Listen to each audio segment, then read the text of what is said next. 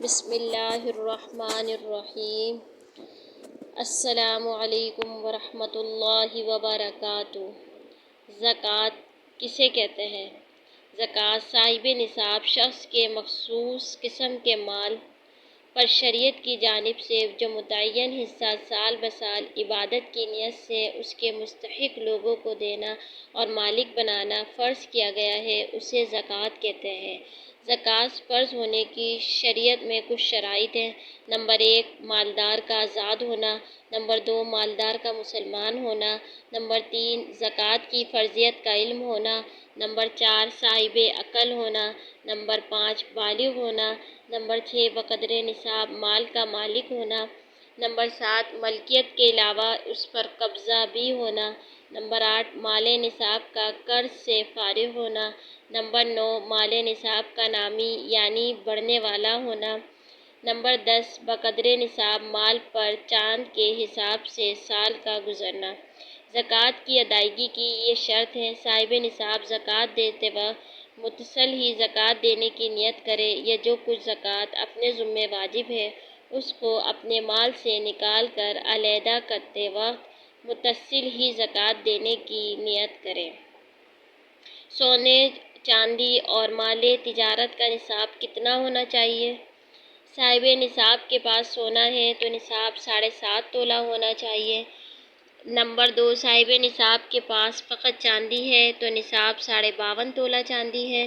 Number 3، صاحب نصاب کے پاس کچھ سونا، کچھ چاندی یا کچھ سونا نقدی ہو یا کچھ چاندی اور نقدی ہو یا صرف نقدی ہو تو ان صورتوں میں نصاب یہ ہے کہ مجموعے کی قیمت 52.5 تولہ چاندی کی قیمت کے برابر ہو تو زکوٰۃ واجب ہوگی ورنہ نہیں۔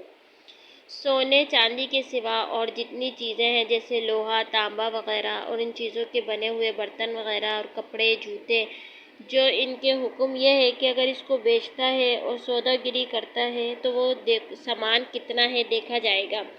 اگر اتنا ہے کہ اس کی قیمت 52.5 تولہ چاندی کے برابر ہے تو جب سال گزر جائے تو سودا گری کے سامان پر بھی زکوٰۃ واجب ہے، اور اگر اتنا نہ ہو تو پھر اس پر زکوٰۃ واجب نہیں۔ اگر مال سودا گری کے لیے نہیں ہے تو اس میں زکوٰۃ واجب نہیں ہے چاہے جتنا مال ہو۔ اگر لاکھوں روپے کا مال ہو تب بھی زکوٰۃ واجب نہیں ہے۔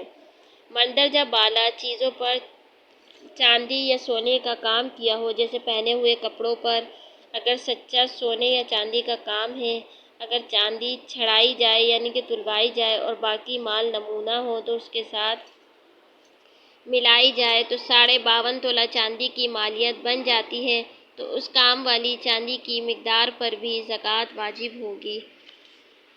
سودا گری کا مال وہ کہلائے گا جس کو تجارت کے ارادے سے مول لیا ہو کہ اس کی سودا گری کریں گے۔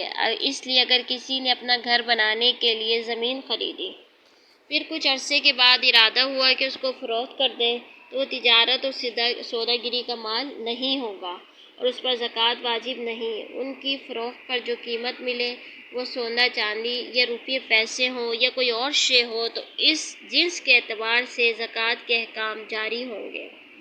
جتنا مال ہو، خواہ سونا چاندی ہو یا مال تجارت ہو یا نقدی ہو، اس کا 40واں حصہ یعنی 2.5% جو ہے زکوٰۃ دینا واجب ہے۔ زکوٰۃ ادا کرنے کا طریقہ یہ ہے کہ جس قدر واجب ہوئی ہے وہ کسی مستحق کو خاص اللہ کے واسطے دے دے اور مالک بنا دے، بغیر مالک بنائے زکوٰۃ ادا نہیں ہوگی۔ اس لیے زکوٰۃ کے مال سے مسجد نہیں بنا سکتے اور کسی کی خدمت یا کسی کام کی اجرت میں زکوٰۃ دینا جائز نہیں۔ ہاں، اگر مال زکوٰۃ سے فقیروں کے لیے کوئی چیز خرید کر ان کو تقسیم کر دی جائے تو جائز ہے۔ اگر زکوٰۃ نہیں ادا کریں گے تو اللہ کی طرف سے سخت عذاب دیا جائے گا۔ اللہ تعالی ہم سب کو صحیح طریقے سے شریعت کے احکام پر عمل کرنے کی توفیق عطا فرمائے، آمین۔ اگر ویڈیو پسند آئی ہو تو لائک اور سبسکرائب کرنا نہ بھولیں۔